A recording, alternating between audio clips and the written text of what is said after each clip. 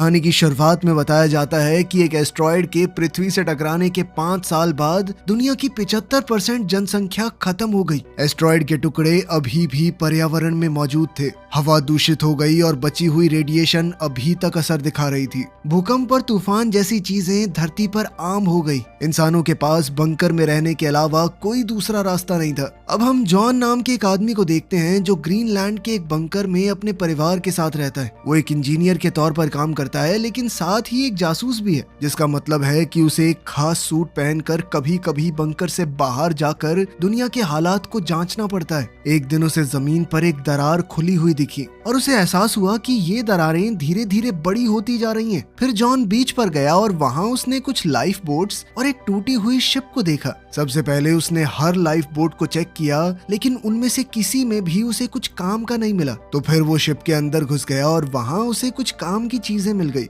जिन्हें उसने अपने पास रख लिया। अंदर और आगे जाकर उसे बहुत सारी लाशें दिखी। चीजें ढूंढते हुए जॉन को एक नोटबुक भी मिली, जिसमें एक खूबसूरत फूल रखा हुआ था। जॉन ने उस नोटबुक को भी अपने पास रख लिया। उसी वक्त बंकर से उसे रेडियो पर एक चेतावनी मिली कि एक बहुत ही खतरनाक तूफान आ रहा है। जॉन ने पूरी ताकत से दौड़ना शुरू कर दिया, क्योंकि तूफान बहुत तेज रफ्तार से उसके पीछे आने लगा था। खुशकिस्मती से जॉन गेट के ऊपर से कूदकर सही टाइम पर बंकर के अंदर घुस गया और तूफान के अंदर आने से पहले ही उसने गेट को बंद कर दिया। खुद को बचाने के बाद जॉन सदमे में बैठ गया। वो सोचने लगा कि मौत के कितना करीब था। इसके बाद जॉन ने अपने थेरेपिस्ट से मिलने का फैसला किया और दुनिया की अजीब हालत के बारे में बातें करने लगा। थेरेपिस्ट ने कहा कि सबकी यही हालत है, लोग बस दिखा रहे हैं कि सब कुछ ठीक है। इसीलिए उसने जॉन से कहा कि चिंता क्यों कर रहे हो, तुम्हारे हाथ में कुछ है। अपने परिवार के साथ ज्यादा से ज्यादा समय बिताओ, खुलकर जियो। इसी बीच जॉन की पत्नी एलिसन दूसरे बंकर में बैठी लीडर्स के साथ मीटिंग कर रही थी, जहां सब लोग बातचीत कर रहे थे कि खाने पीने की चीजें खत्म होने लगी हैं। तभी एलिसन को एक मैसेज मिला जिसमें लिखा था कि जॉन सही सलामत वापस आ चुका है। उसी मीटिंग में डॉक्टर अमीना ने साइंटिस्टों से मिली जानकारी दी, जो उसे दूसरे बंकर्स से मिली थी। वो एस्ट्रॉयड से बने हुए खड्डों के बारे में थी। इन खड्डों का साइज और गहराई उन्हें तूफान से बचाएगी और मुमकिन है कि जहरीली हवा भी उनका कुछ खास नहीं बिगाड़ेगी। इसीलिए वो जगह रहने के लिए बढ़िया हो सकती है। लेकिन एडम ने याद दिलाया कि ये गड्ढे तो फ्रांस में हैं और पूरे यूरोप में लड़ाई चल रही है। तभी अचानक एक भूकंप आया और पूरा बंकर हिलने लगा। लेकिन सब लोग सिर्फ इंतजार कर रहे थे कि भूकंप कब रुकेगा और फिर अपने काम में लग गए, मानो ये बिल्कुल आम बात हो। मीटिंग में कोई कहने लगा कि ये भूकंप और ज्यादा तेज होने लगे हैं। फिर एलिसन ने सबको याद दिलाया कि बाहर कुछ लोग अभी भी फंसे हुए हैं, हमें उनकी भी मदद करनी होगी। लेकिन एडम कहने लगा कि हमारे पास और लोगों को रखने के लिए चीजें नहीं है और साथ ही वो आएंगे पता नहीं किस तरह की बीमारी ले आए, इसीलिए इस चीज को तो छोड़ देना चाहिए। लेकिन एलिसन कहने लगी कि वोटिंग करके ही पता चलेगा लोग क्या चाहते हैं। हाथ उठे और ज्यादातर लोगों ने एलिसन का साथ दिया। इसीलिए ये तय हुआ कि कल बर्फ पर चलने वाली एक गाड़ी को भेजा जाएगा। बाद में जब जॉन बंकर की पाइप्स को ठीक कर रहा था, तभी एलिसन ने अपने बेटे नेथन को बाहर देखा। इस बात से वो बहुत गुस्सा हुई कि बीमार हो जाओगे, अंदर आओ जल्दी। अंदर अपने कमरे में नेथन टॉर्च का इस्तेमाल करके अपनी बेडशीट में किए गए छेदों से लाइट मार रहा था, जिससे ऊपर की दीवार पर सितारे बन जाते और उसे ऐसा महसूस होता कि वो आसमान को देख रहा है। अगले दिन जॉन ने बंकर की दीवारों पर कुछ दरारें देखी। इसी बीच बंकर से भेजी हुई एक गाड़ी बाहर गई और कुछ लाचार लोगों को बचाकर वापस आने लगी। आते वक्त टीम ने बंकर में कॉल किया और दूसरे राउंड के लिए परमिशन मांगी, क्योंकि जगह कम होने की वजह से वो कुछ लोगों को पीछे छोड़ आए थे। लेकिन एडम ने तुरंत मना कर दिया, ये याद दिलाते हुए कि हमारे पास इतनी जगह और खाना कहाँ है यार, लोग इकट्ठा करे जा रहे हो। उसी वक्त एक और भूकंप आया और उसका गाड़ी से संपर्क टूट गया। बंकर पहले से भी ज्यादा जोर से हिलने लगा, जिससे लोग और सामान दोनों गिरने लगे और तभी अचानक छत के कई हिस्से बुरी तरह टूट गए, जिससे कई लोग फंस गए और उन्हें गंभीर चोटें भी लगी। कुछ पत्थर जॉन के सर पर आ गिरे और धूल की वजह से कई दिन से चल रही उसकी खांसी और बढ़ गई। लेकिन उसके एक दोस्त ने उसे वहां से निकलने में मदद की। तभी सारे अलार्म बज गए और बंकर फिर से हिलने लगा। थोड़ी दूर से एक धमाके की आवाज आई। जॉन ऑफिस की तरफ दौड़ा ताकि एलिसन को बचा सके। एलिसन को काफी चोट आई थी। जॉन ने जल्दी से उसे खड़ा किया और दोनों अपने बेटे को ढूंढने निकल पड़े। दोनों ने नेथन को उसके कमरे में मास्क पहने हुए पाया, लेकिन फिर भी उसे सांस लेने में दिक्कत हो रही थी। जॉन ने अपने परिवार से कहा कि जितना जल्दी हो सके सामान पैक करो, तब तक मैं और मास्क लेकर आता हूँ ताकि वो ये बंकर छोड़ सकें। सभी लोग घबराहट में इधर उधर भाग रहे थे, लेकिन जॉन फिर भी लॉकर्स तक पहुंचा और मास्क लेकर आया, जिसके बाद नेथन थोड़ा बेहतर महसूस करने लगा और परिवार ने बाहर निकलने के लिए तैयारी कर ली। जब बंकर का हिलना डुलना बंद हुआ, दीवारें भी टूटने लगी। बाहर के रास्ते पर एक परेशान भीड़ जमा हो गई, लेकिन गेट सिर्फ आधा ही खुला था और इस दरवाजे से निकलना मुमकिन नहीं था। इसलिए जॉन अपने परिवार को पीछे वाले रास्ते की तरफ ले गया। बदकिस्मती से पीछे का रास्ता भी टूट गया था। कोई और रास्ता ना होने की वजह से जॉन ने अपने परिवार को रेंगते हुए आगे बढ़ने को कहा। जैसे तैसे वो लोग दरवाजे के पास पहुंचे और जॉन ने दरवाजे का बटन दबाया, लेकिन भारी इंजन की वजह से बंकर और बुरी तरह टूट गया। पर कम से कम वो लोग सही सलामत बाहर पहुंच गए। बाहर भी तगड़ी भगदड़ मची हुई थी। जब जमीन में पानी के धमाके होने लगे तो दोनों ने नेथन को खो दिया और उसे ढूंढने के लिए वापस भागे। उन्होंने देखा कि नेथन अमीना की मदद कर रहा था जो गिर गई थी। वो लोग अमीना को भी अपने साथ ले गए और बीच की तरफ भागने लगे, जहां बचे हुए लोग बोट्स पर चढ़कर अपनी जान बचाने की कोशिश कर रहे थे। इतने ज्यादा लोग इकट्ठा हो गए कि एक बोट तो पलट ही गई, जिसके बाद वो सभी लोग पानी में जा गिरे। कुछ बेचैन और मजबूर लोग इस मौके का फायदा उठाकर एडम का मास्क छीनने की कोशिश करने लगे, इसलिए एलिसन और जॉन उसे बचाने के लिए दौड़े। पर फिर एक आदमी ने जॉन पर झपटकर उसका मास्क छीन लिया, लेकिन फिर भी किसी तरह वो और एलिसन एडम को खींचकर किनारे तक ले आए। अब सिर्फ एक ही बोट बची थी, तो जॉन अपने परिवार और कुछ लोगों को जल्दी से उस पर चढ़ने का रास्ता दिखाने लगा। एलिसन ने चाहा कि जितने ज्यादा लोगों को वो बचा सकें उतनों को बचा लें, लेकिन कैप्टन बोल पड़ा कि ज्यादा वजन हो जाएगा, बोट डूब जाएगी। इसलिए मजबूरी में लोगों के मुंह पर ही दरवाजा बंद करना पड़ा। बाहर खड़े लोग बोट से चिपक गए जब तक बोट चल नहीं पड़ी। उसी पल एक बहुत बड़ी लहर सामने आई और बीच से टकराकर उन लोगों को अपने साथ ही ले गई। जॉन की बोट भी उस लहर में जोर से इधर उधर उछली, लेकिन कैप्टन ने जैसे तैसे बोट को संभाले रखा और वो लोग सुरक्षित तरीके से आगे बढ़ते रहे। थोड़ी देर बाद जॉन ने एक डिवाइस का इस्तेमाल करके कंफर्म किया कि यहाँ हवा की क्वालिटी सही है, इसीलिए वो अपने मास्क उतार सकते हैं। फिर सारे बैठकर बात करने लगे कि कहाँ जाना चाहिए, और क्योंकि आइसलैंड खत्म हो चुका था, इसीलिए उन्होंने तय किया कि उनकी सबसे नजदीकी मंजिल इंग्लैंड है। कुछ घंटे बाद बोट ने काम करना बंद कर दिया, पर फिर जॉन ने इंजन चेक किया और उसे ठीक कर दिया, जिससे वो दोबारा अपना सफर जारी रख सके। जब रात हुई तो नेथन बहुत खुश हुआ, क्योंकि आखिरकार उसे तारे दिख ही गए। कुछ दिन बाद बोट फिर से रुक गई क्योंकि उसमें तेल खत्म हो गया था। अब किसी के पास कोई रास्ता नहीं था, तो उन्होंने बोट को समुद्र की लहरों के भरोसे छोड़ दिया कि वो उन्हें कहीं तो लेकर जाएंगी। काफी लंबे इंतजार के बाद आखिरकार बोट जमीन तक पहुंच गई। सबने बाहर देखा तो हैरान हो गए जब उन्हें पता चला कि वो लिवरपूल में है। जॉन ने अपने डिवाइस से कंफर्म किया कि हवा यहाँ पर साफ है, पर अब उन्हें जल्द से जल्द रहने के लिए जगह ढूंढनी होगी। लेकिन जब उन्होंने नीचे देखा तो पता चला कि एरिया का एक हिस्सा पानी में डूब चुका है। जॉन ने एक चप्पू लिया और बोट को चलाना शुरू किया, जब तक बोट आखिरकार एक सूखी सड़क से टकरा नहीं गई। सभी बोट से उतरे और देखा कि शहर बिल्कुल सूना लग रहा था। उन्हें सड़क पर कुछ लोग दिखे तो वो उनका पीछा करने लगे और एक ऐसी जगह पहुंच गए जहां लोग किसी तरह जिंदा रहने की कोशिश कर रहे थे।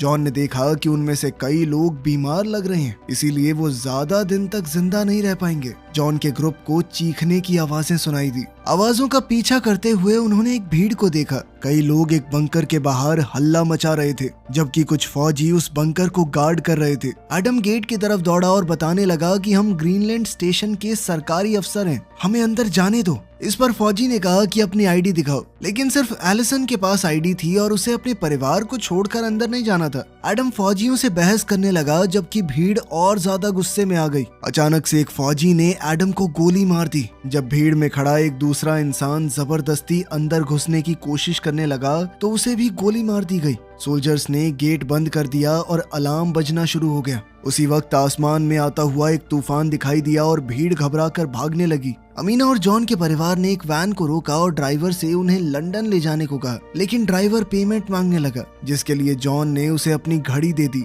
जिसके बाद ड्राइवर मान गया और गाड़ी तेज रफ्तार से शहर से निकल पड़ी। समय रहते वो लोग तूफान से भी बच गए। एलिसन नेथन को गले लगाकर तसल्ली दे रही थी कि सब सही हो जाएगा, जबकि एमिना एडम के लिए बहुत दुखी थी। ड्राइवर ने बताया कि लोग इतने मजबूर हो चुके हैं कि खाने के लिए किसी को भी मार देंगे।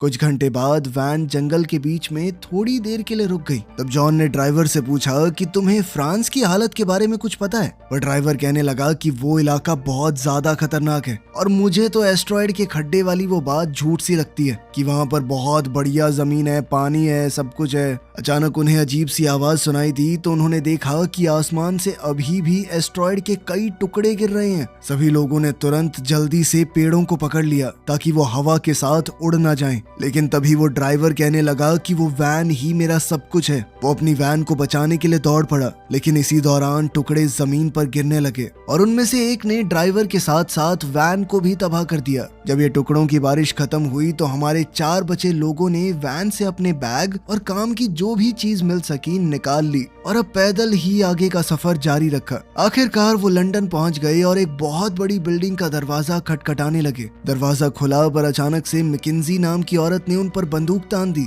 लेकिन इत्तेफाक से ये लोग मैकेंजी के पुराने दोस्त थे। उसने तुरंत बंदूक नीचे कर ली और उन्हें अंदर आने दिया। फिर उसने उन्हें बिल्डिंग के अंदर घुमाया और बताया कि ये बिल्डिंग एक रिटायरमेंट होम है, इसीलिए यहाँ रहने वाले सारे लोग बुजुर्ग हैं। मैकेंजी ने बताया कि मैंने पूरी बिल्डिंग को सील कर दिया है और कुछ सोलर पैनल्स की मदद से जनरेटर चल रहा है, वो हवा को साफ करता रहता है। सबने खाना पीना खाया और खूब बातें करने लगे। जॉन ने अब मैकेंजी से फ्रांस के उन गहरे गड्ढों के बारे में पूछा। मैकेंजी ने कहा कि मैंने अफवाहें तो सुनी है, लेकिन मैं नहीं जानती वो सच है या नहीं। बाद में एलिसन सोने की कोशिश कर रही थी, लेकिन सोए कैसे? जॉन बाथरूम में बार बार खांस रहा था। जब उसने सिंक में देखा तो उसे खून दिखाई दिया। जॉन ने टालने की बहुत कोशिश की, लेकिन एलिसन ने कहा कि सच बताओ प्लीज। इसलिए जॉन ने आखिरकार अपना राज खोला। वो कहने लगा कि बंकर में एक डॉक्टर ने बताया था मुझे कि जब खून आने लगे तो सिर्फ 6 से 8 हफ्ते बचे हैं जीने के।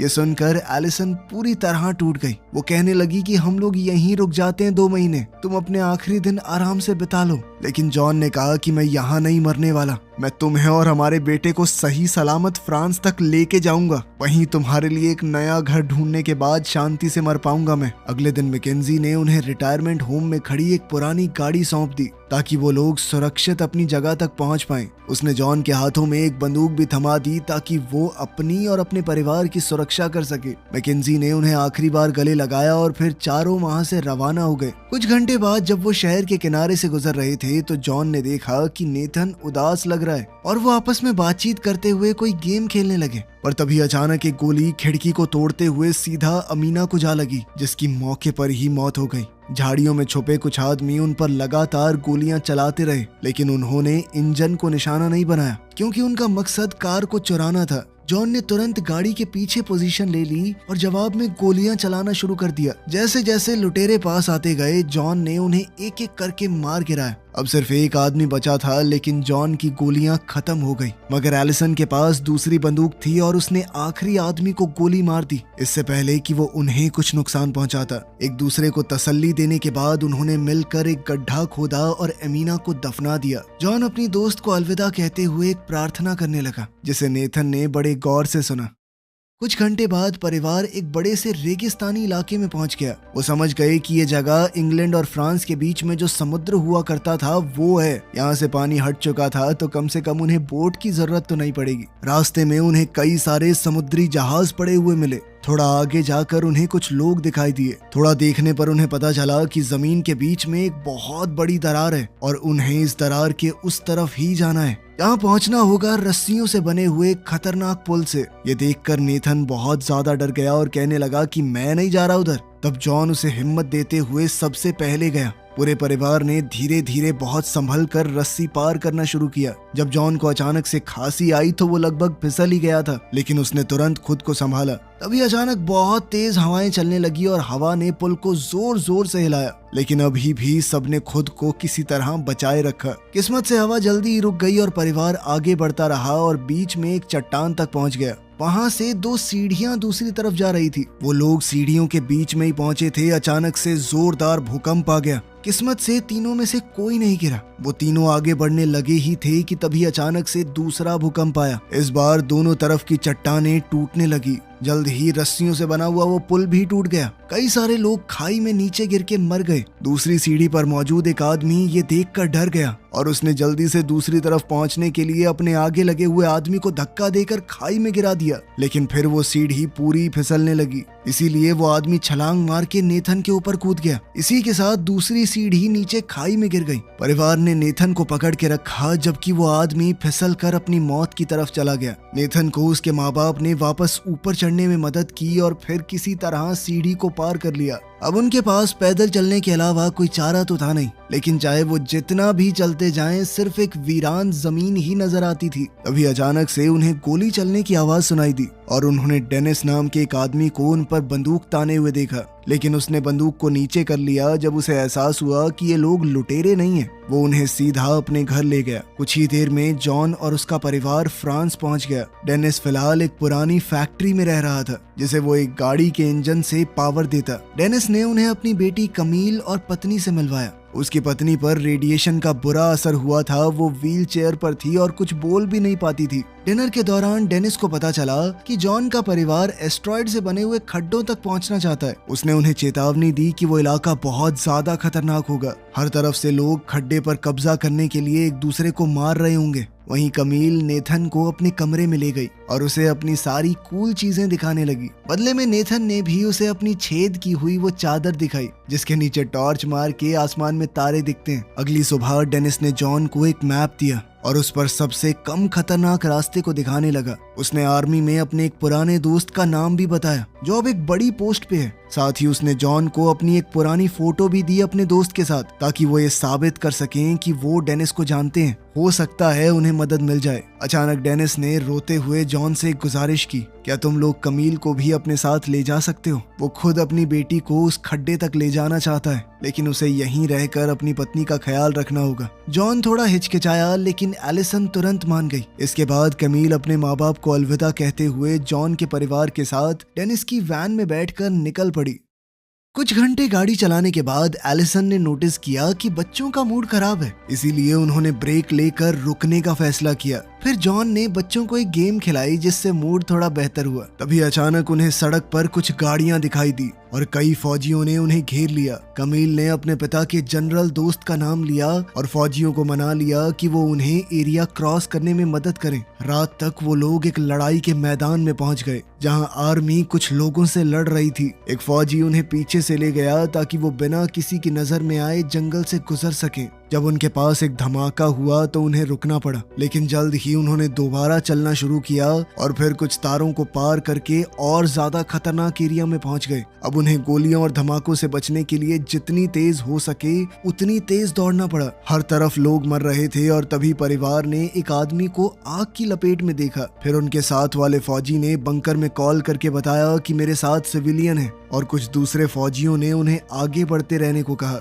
जितना हो सकता था वो उन्हें कवर देते रहे। वो सब आगे बढ़ते हुए जंग के लिए तैयार की गई एक सुरंग तक पहुंच गए जहां जॉन बुरी तरह खांसने लगा और लगभग गिर पड़ा। सुरंग के अंदर से गुजरते हुए उन्हें कई लाशें मिली। आखिर में वो एक सीढ़ी तक पहुंचे और उनके साथ आए हुए फौजी ने उन्हें जंगल में भेज दिया, ये कहकर कि बस सीधे चलते रहना जब तक कैंप न मिल जाए। सुबह होने पर वो आखिरकार मिलिट्री कैंप तक पहुंच ही गए। कमील ने कुछ पहाड़ों की तरफ इशारा किया जो पहले वहां नहीं थे और जॉन ने हिसाब लगाया कि वो अपनी मंजिल के बहुत करीब आ चुके हैं। जब उन्होंने डेनिस के दोस्त के बारे में एक फौजी से पूछा तो पता चला कि वो तो मर चुका है और अब ये वाले फौजी उनकी मदद करने में इंटरेस्टेड नहीं है। इसलिए जॉन ने उन्हें बताया कि मेरे पास कुछ ही दिन बचे हैं भाई, मैं बस अपने परिवार को बचाना चाहता हूँ। एक आदमी ने उन पर तरस खाया और उन्हें अपनी बस में जगह दे दी। जॉन का परिवार और कुछ और लोग बस में बैठ गए जो उन्हें उनकी मंजिल तक ले जाएगी, लेकिन रास्ते में ही एक धमाका होने की वजह से सफर रुक गया। अचानक बस को कुछ लुटेरों ने घेर लिया। इसके लिए एक फौजी बाहर निकलकर लड़ने लगा, लेकिन लुटेरों ने उसे तुरंत गोली मार दी। फिर एक बदमाश ने ड्राइवर को भी मार दिया और सभी को बस से उतरने पर मजबूर किया। जॉन ने अपने परिवार को तो बाहर भेज दिया लेकिन खुद पीछे ही रुक गया ताकि उस लुटेरे पर झपट सके। आवाज सुनते ही बाहर जब एक दूसरे लुटेरे ने अंदर जाने की कोशिश की तो पैसेंजर्स में से एक ने उसके सर पर पत्थर दे मारा। तभी बस के अंदर से 2 गोलियां चलने की आवाज आई। जॉन अपने हाथ में बंदूक लिए बाहर निकला और सब लोग खुश हो गए, लेकिन जॉन को भी गोली लग चुकी थी। सब लोग बस में बैठ गए। नेथन ने जॉन के जख्म पर दबाव बनाए रखा जबकि एलिसन ने बस चलाई। कुछ ही देर में वो एक नए बने हुए पहाड़ की चोटी तक पहुंच गए और परिवार जॉन को संभालते हुए तब तक चलता रहा जब तक उन्हें अपनी मंजिल नहीं दिख गई। सभी अफवाहें सच निकली। एस्ट्रॉयड से बना हुआ एक खड्डा एक बेहद खूबसूरत जगह थी जहां उपजाऊ जमीन थी, कोई प्रदूषण नहीं था। एक नई जिंदगी शुरू करने के लिए ये बेहतरीन जगह है। उसी पल जॉन गिर पड़ा और उसके परिवार ने हर तरफ से उसे घेर लिया, उसकी मौत से पहले एक आखिरी बार अलविदा कहने के लिए। जॉन की मौत पर सब लोग फूट फूट कर रोने लगे और आखिरकार नेथन ने अपने पिता के लिए वही प्रार्थना कही जो उसने पहले सुनी थी। वीडियो पसंद आई तो लाइक कर देना, चैनल को सब्सक्राइब कर लेना। मिलते हैं अगली वीडियो में।